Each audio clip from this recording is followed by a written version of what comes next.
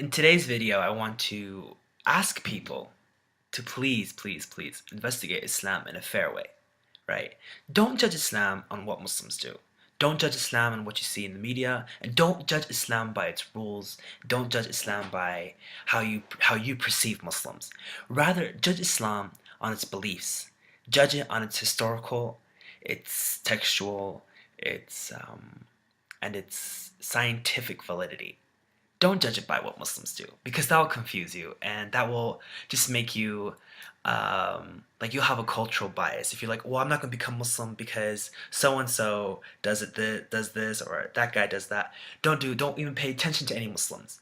Pay attention to what the Quran says and what the Sunnah of Muhammad sallallahu alaihi wasallam. The Sunnah, by the way, is like compilation of things the Prophet Muhammad did and said. So we ask you to judge Islam based on what we believe and judge it on whether or not it's a plausible reality instead of does it say alcohol is forbidden or does it say pork is forbidden or these sort of things. So please judge Islam on what we believe in and check it for facts, check it for reality. Don't check it for like things that your culture disagrees with it on.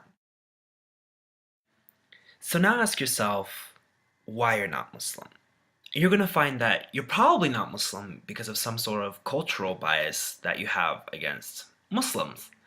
And it may be something very innocent, like, oh, I couldn't cover, or I couldn't stop eating the flesh of swine, or I couldn't stop drinking, or I can't break up with my girlfriend. Like, you'll have probably this sort of, the most likely, I'm not saying all of you probably do, but the person questioning himself will probably have this sort of answer. But we're asking you to set aside the things that are forbidden and the things that you have to do as a Muslim. We want you to think about, is Islam a reality? Is it the truth? Is it plausible? Right? Because once you accept that it's plausible and it's a reality, all of the rules will make sense to you. You'll be like, well, I have to do it because God said so.